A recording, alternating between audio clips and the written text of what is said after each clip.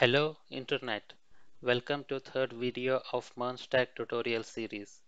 In last video we reviewed Node.js, npm, package, package.json, even created simple web server with Express, sneak peeked into Express source code.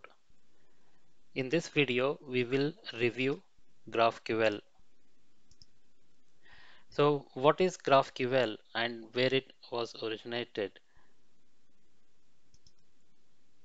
GraphQL is a query language and execution engine.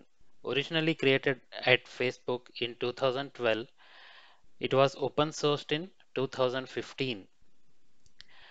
So, what specific problem it was trying to resolve? When Facebook mobile app was first released, it was slow, consumed a lot of cellular data, and drained battery. And the people at Facebook determined this issue was because of what is called as underfetching and overfetching data from REST endpoints. So when Facebook app first loads, it needs to fetch a lot of nested or hierarchical data to be presented on the mobile app. For example, all feeds, likes, comments, user avatars, notification tab with its own nested data, and so on and so forth. So with REST endpoints, it meant the app had to make dozens or even hundreds of network calls to get data for all the views and display it on the application. So in REST, endpoints provide data for all fields specified as per its API. Client does not have control on which fields to fetch data from the endpoint. So even though client may not need all fields, still all the data as per API for the endpoint are fetched and sent over to client. This is overfetching.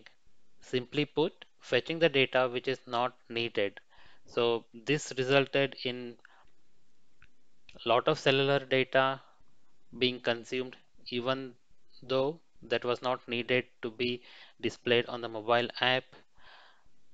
Second, in REST, if we want to do the nested data fetch, it typically means multiple round trips. Query one endpoint, get the data and get the IDs from that extracted data, go to next endpoint and fetch the data, so on and so forth. One API call from client does not provide all data needed. This is underfetching. In GraphQL, client requests exactly what data is needed, and GraphQL server handles all logic on how to fetch this data. Data will be sent in one go. Client gets only the data it requested, nothing more and nothing less. So, in GraphQL world, client has the power of dictating what is the requirement based on its view, and it determines what data it requires, and because the server is very close to the data, it can get the data more efficiently and send the data to the client in one go rather than multiple hoops. For example, this snapshot on the right hand side is a simple example, one of the examples of GraphQL query. In this query, requesting a nested data for a specific book, the authors, the comments, and commented by users. All these are nested data, and the server responds with the data in exactly this format. So another point about GraphQL is GraphQL has a type system. It helps validate query and values provided for query variables at runtime. It enables excellent tooling and API documentation. So with this overview of GraphQL, let's go to our VS Code and let's install the packages needed. So we will be using the Apollo implementation of GraphQL. Apollo is industry standard graph implementation. It has GraphQL client for React, which we will install when we start developing front end, and it has the GraphQL server for Express, which is what we are going to install here. So the command again is npm install, and the package we need to install is Apollo server for Express. So it is Apollo-server-express. And we also need another package called GraphQL. This is the base library which implements the GraphQL for Node. Apollo Express Server and GraphQL are installed. Dependencies in package.json are also updated. Now let's implement a GraphQL server. On the index.js, let's create a section for GraphQL with this command, this comment.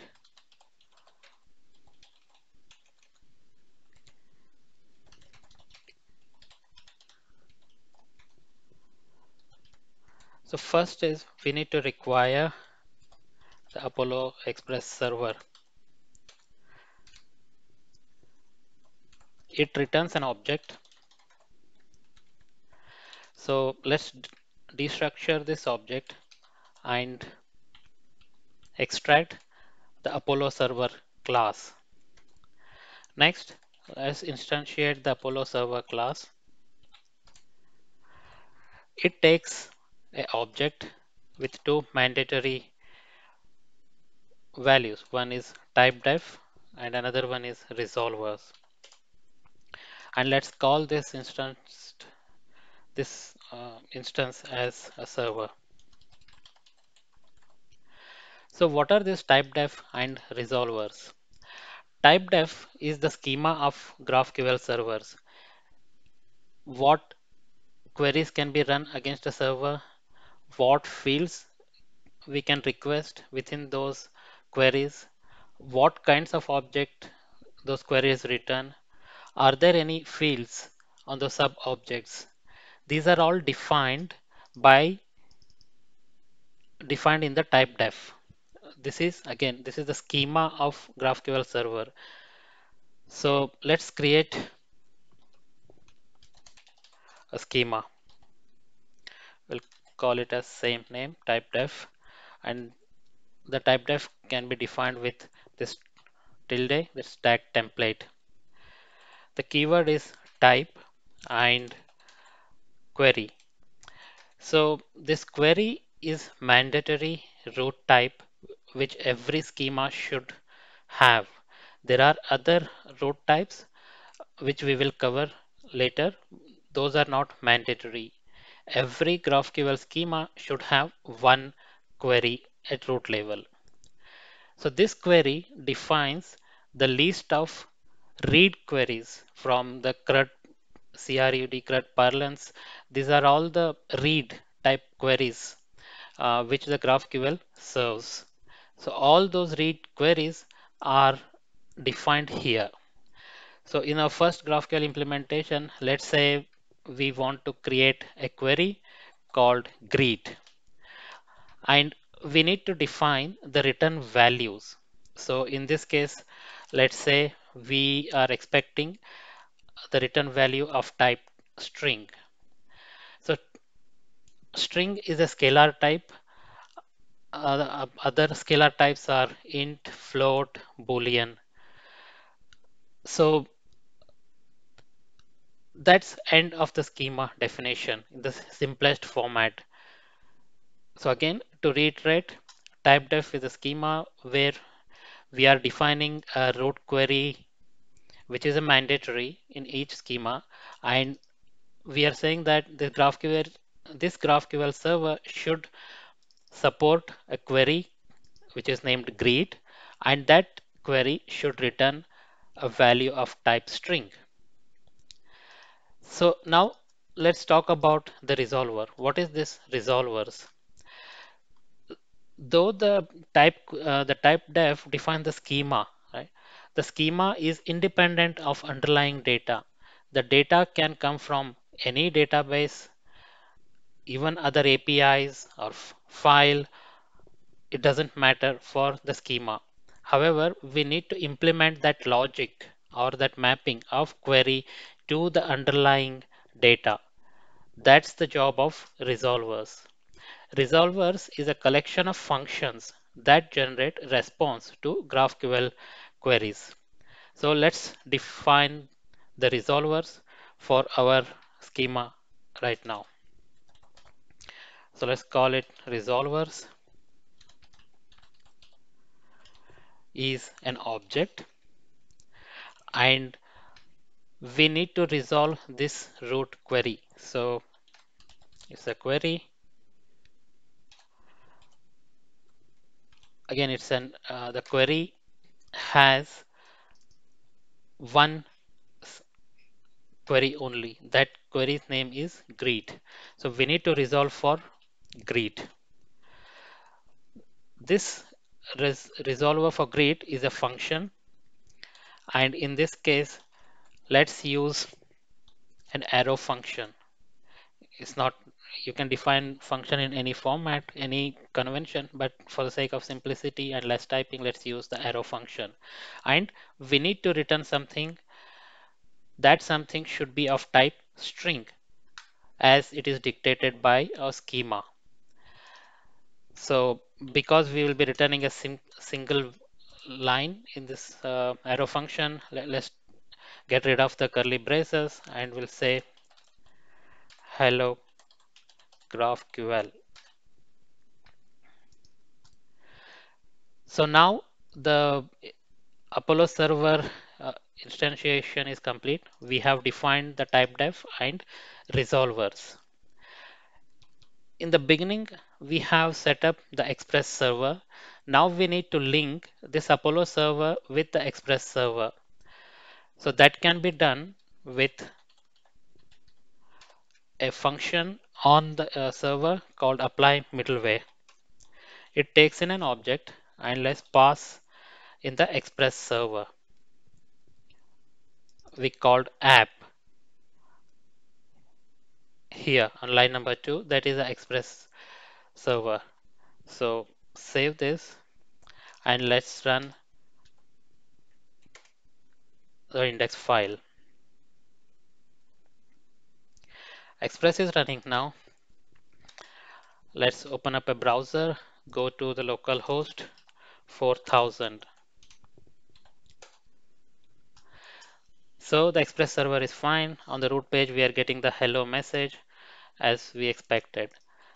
Now the GraphQL server can be found at this endpoint on the local host 4000 port, which is on the Express, and we need to type in the GraphQL.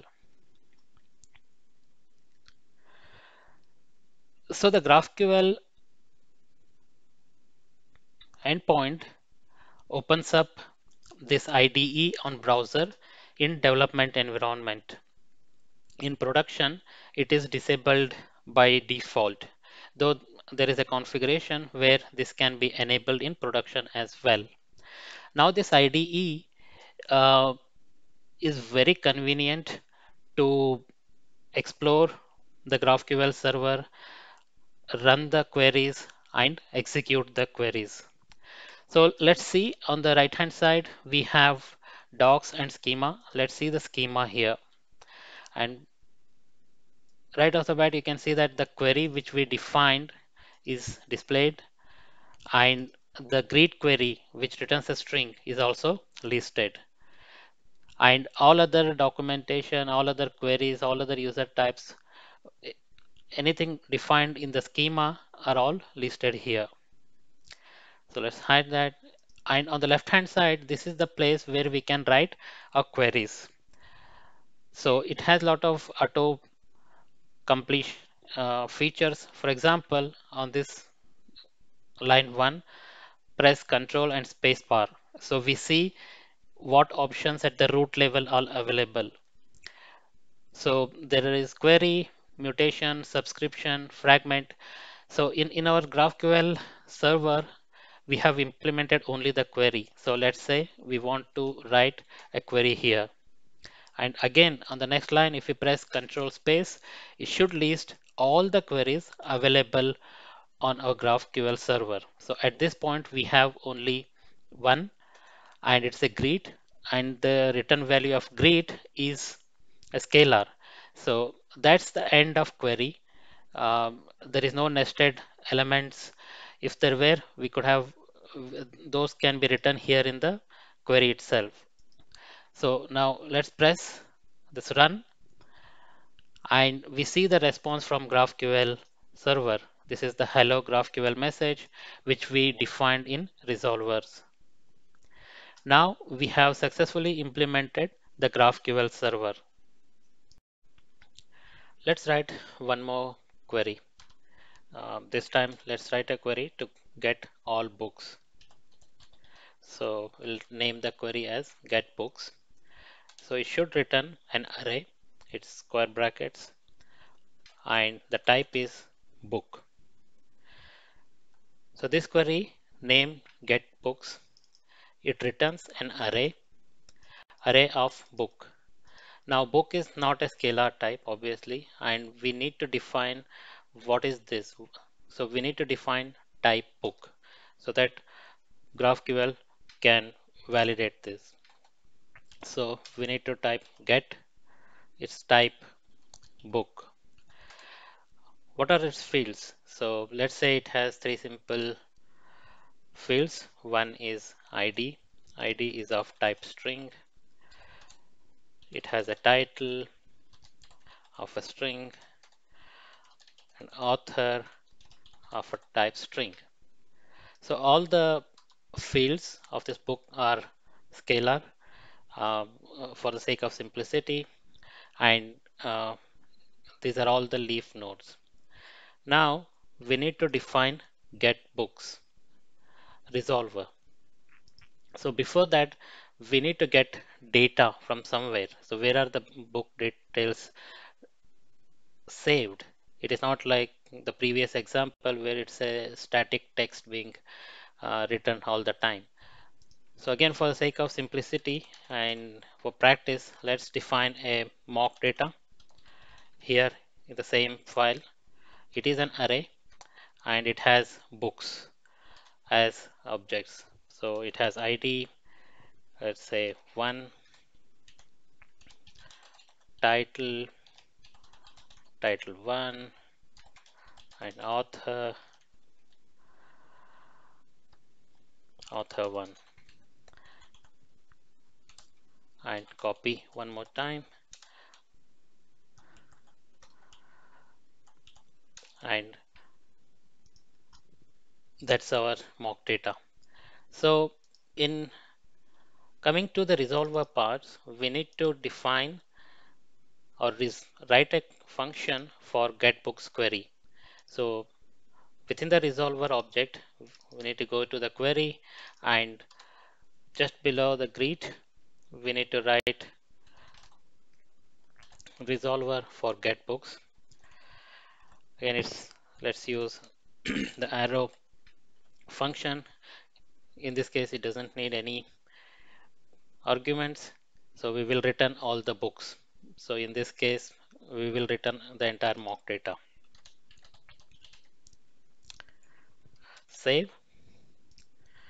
Let's terminate the server, restart it.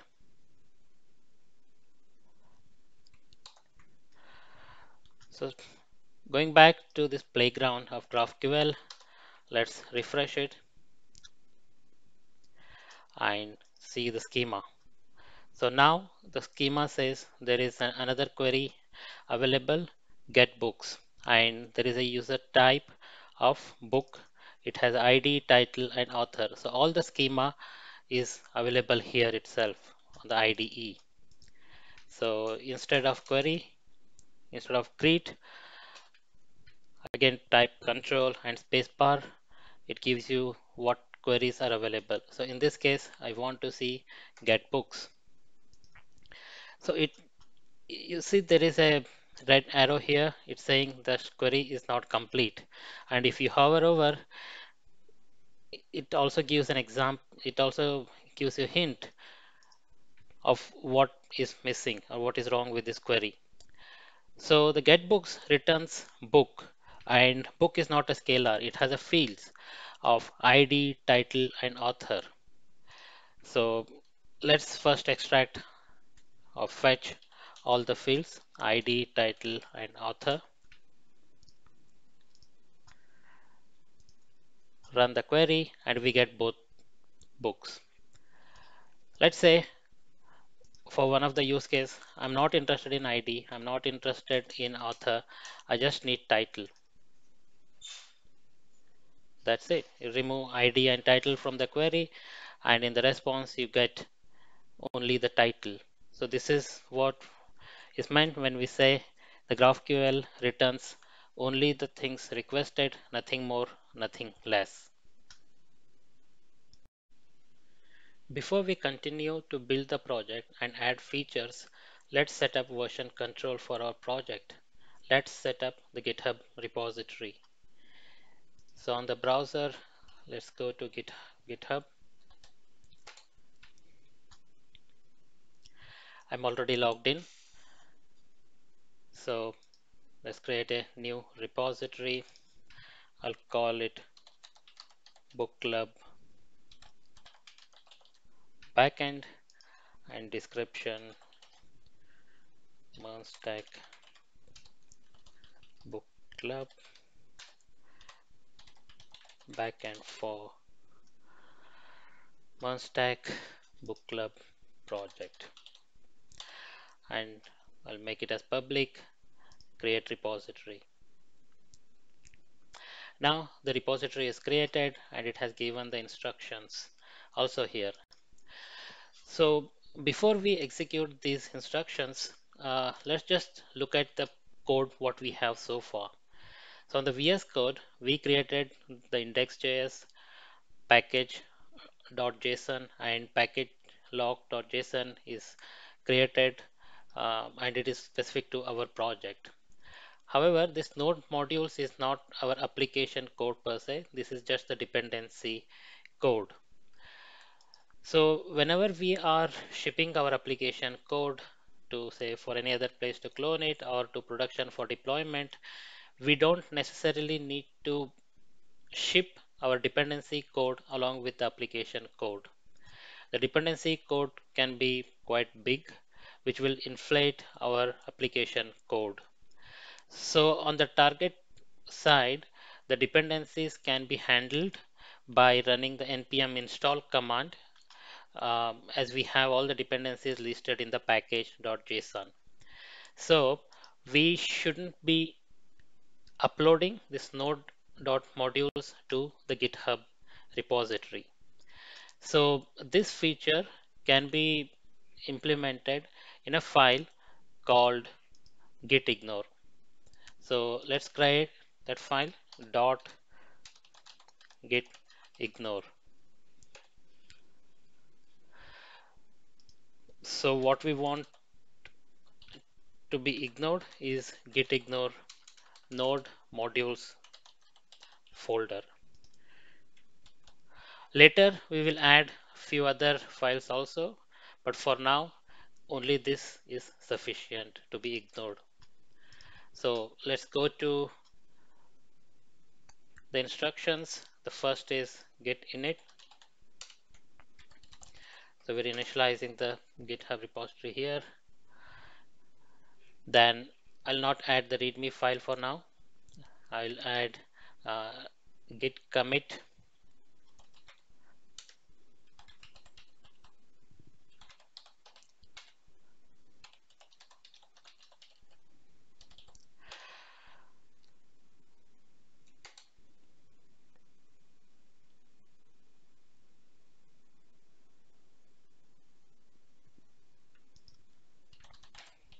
Then I'll add all the files git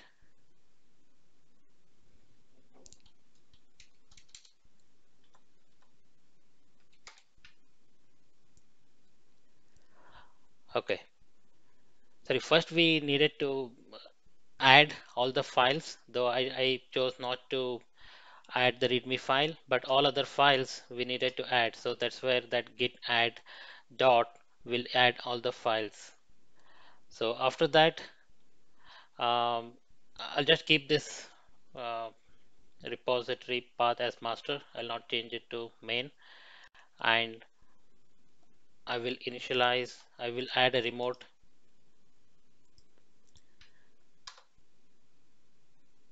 and then git push origin minus u,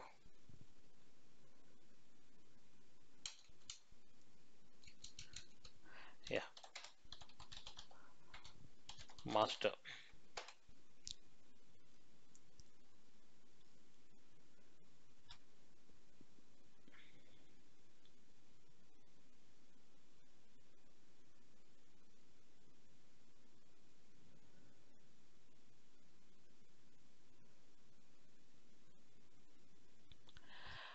Okay, so let's refresh the repository here, and we see the index package.json and package.log and gitignore are there, and we don't have the node modules. In this video, we reviewed what is GraphQL, what are its features, why is it preferred way of developing web applications. We installed Apollo GraphQL server, created GraphQL server, wrote our type defs and resolver functions. Finally, we set up the GitHub repository. That's a wrap for today. See you in next video.